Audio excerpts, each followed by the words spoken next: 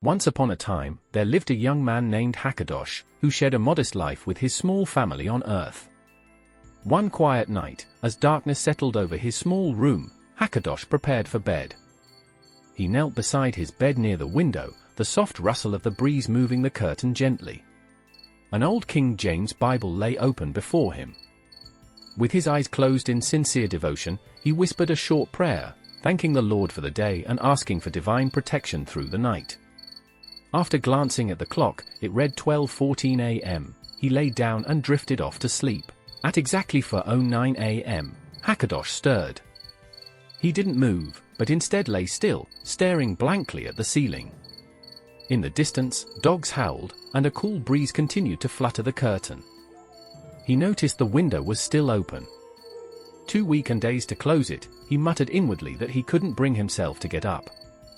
His thoughts wandered to the mysteries of life. If the theory of evolution were true, he wondered, then perhaps not every mistake he made would send him to hell. Perhaps life was more forgiving than the ancient texts had suggested. Then, without warning, something terrifying occurred. His astral body rose, separating from his physical form. Paralyzed and helpless, Hakkadosh couldn't move. Shadows appeared on the wall, and the sound of thousands of buzzing bees filled both his ears. Fear tightened around him. Abruptly, his soul re-entered his body. He gasped as he shot upright in bed, breathless and shaken. Demons, he was sure he had seen them. But he also felt a strange sense of victory, as though he had survived something evil. Too afraid to lie back down, he left the bed and sat on the floor, refusing to return to sleep.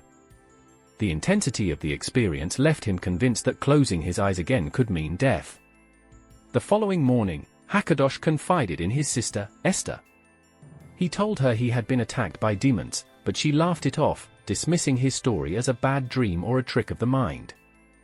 Realizing she wouldn't understand, Hakkadosh chose to keep his experiences to himself from that day forward. 5 years passed. Late one night, the room was dark and silent as Hakkadosh lay in bed. He opened his eyes and glanced at the clock. It was 3 a.m. The familiar unease crept in again. These episodes, these strange midnight encounters, they hadn't stopped. Everyone around him thought he was imagining things, or worse, losing his mind. But he knew something was happening. He wasn't afraid of pain, he was afraid of dying. All he wanted was to live longer. Maybe, he thought, reincarnation could be real. What if the creation story in the Bible wasn't the only truth? If evolution was correct, perhaps reincarnation followed naturally, a cycle of life, death, and rebirth. An unending life. The idea fascinated him. The stillness returned, and Hakkadosh lay quiet. Suddenly, it happened again, his astral body rose. Darkness gathered like a cloud above him.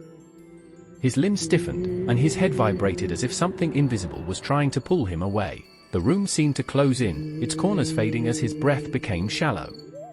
In desperation, he called out, not with his voice, but with his spirit. Over and over, he invoked the name of Jesus. Then, just as suddenly as it had started, he was back. He bolted upright, clutching his neck in pain.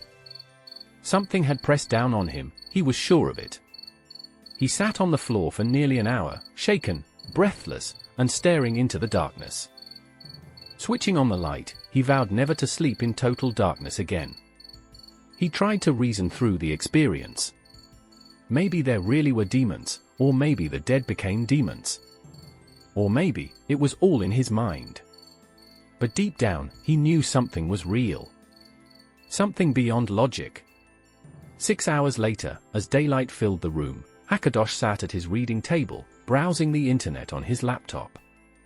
He opened a social group on Facebook called Mysterious Encounters and Experiences and decided to share what he had gone through. Someone replied to his post, explaining that what he was experiencing was known as an out-of-body experience, or OBE.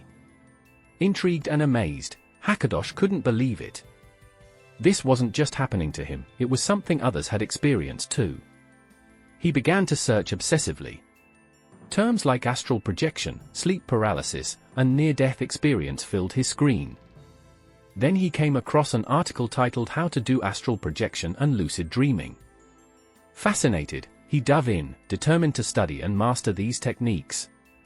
What had once terrified him now sparked curiosity, and so began Hakkadosh's journey, not just into the hidden world of dreams and spirits, but into the depths of his own soul.